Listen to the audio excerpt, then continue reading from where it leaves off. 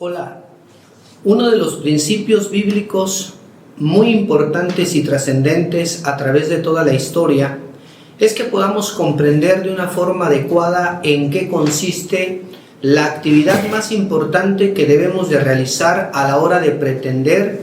que nuestro crecimiento espiritual sea algo completamente evolutivo, algo que esté en franco crecimiento y que siempre vayamos de menos a más, porque esto es la voluntad divina, según lo encontramos en más de uno de los pasajes bíblicos, en más de una de las historias, de los personajes que encontramos a través de la historia sagrada. Podemos ver cómo ellos desarrollaron esa comunión con Dios de una forma correcta, estando solos y a solas.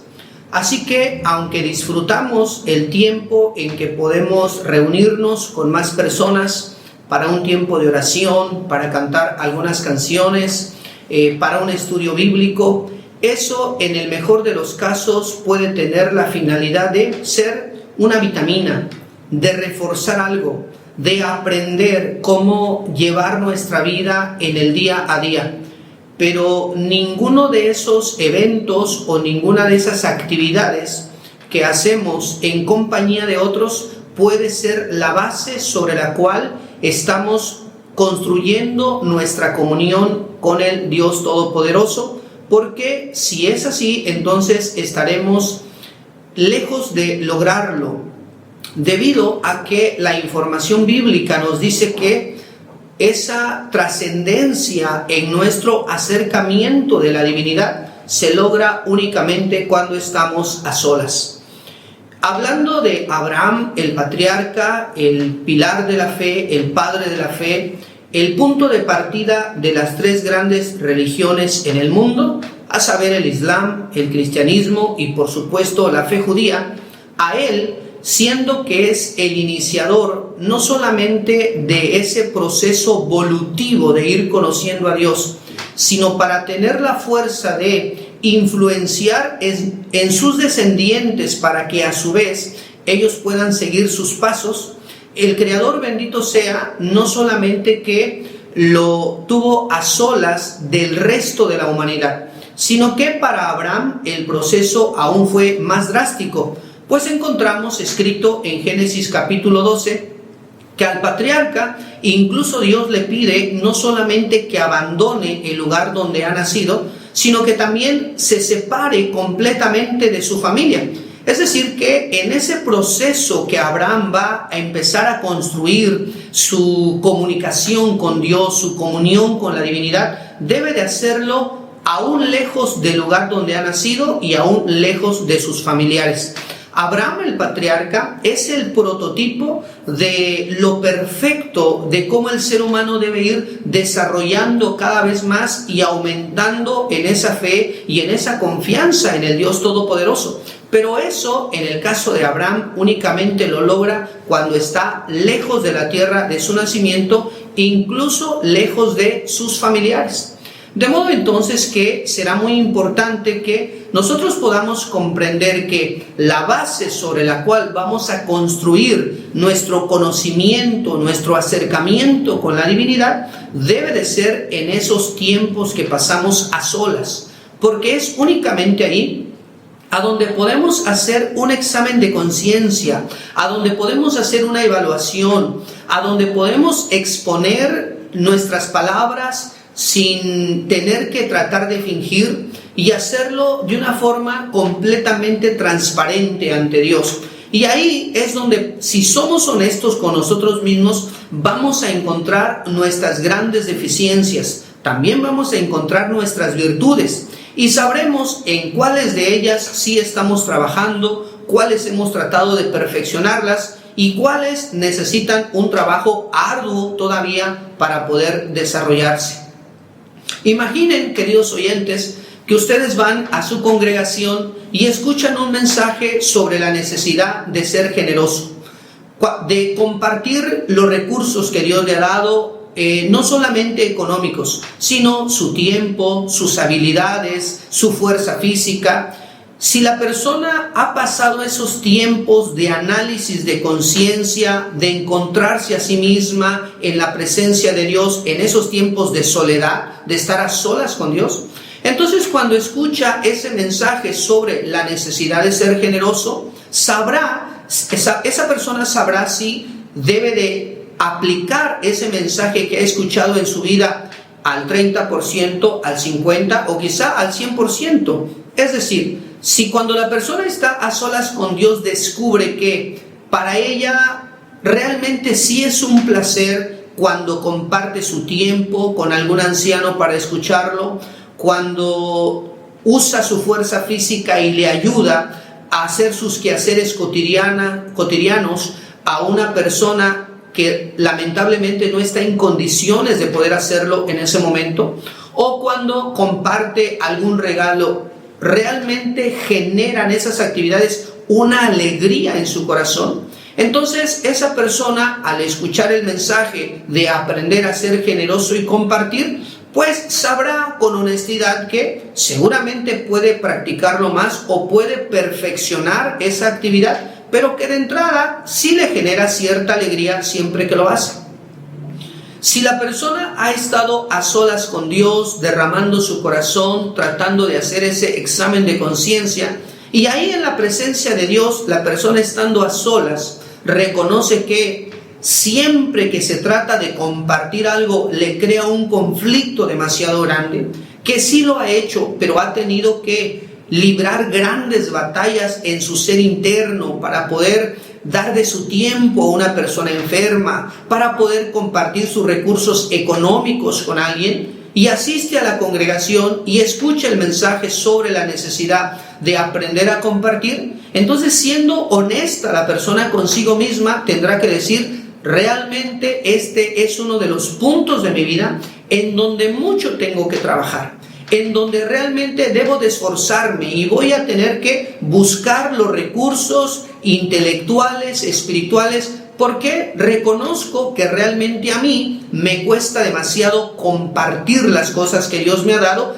y aunque algunas veces lo hago, pero es una lucha intensa para poder hacerlo. Esto que les digo sobre la importancia de ser generoso, si de eso se tratara el mensaje, lo mismo es cuánto hemos erradicado la mentira de nuestra vida, los malos pensamientos, la flojera,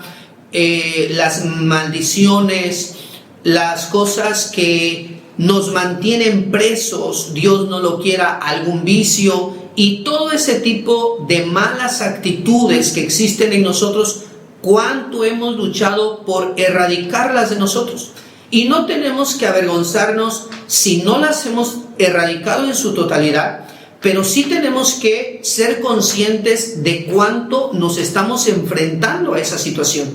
y no engañarnos, o en el peor de los casos, ignorar que tenemos esas malas cualidades en nosotros. Cuando no pasamos ese tiempo a solas con Dios, que es donde realmente se puede cultivar la espiritualidad,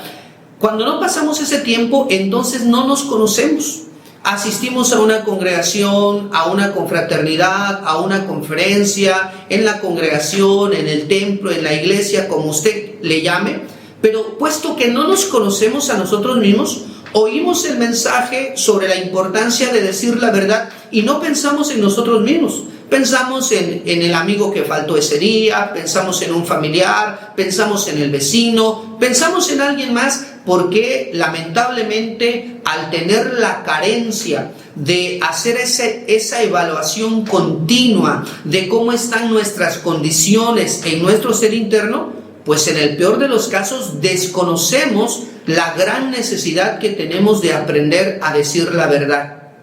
Así pues, ustedes y yo vamos a encontrar en la Biblia, queridos oyentes, que hablando del más grande de todos los grandes, que sea bendito por siempre, Yeshua, así es su nombre en hebreo, Jesús, como mundialmente es conocido,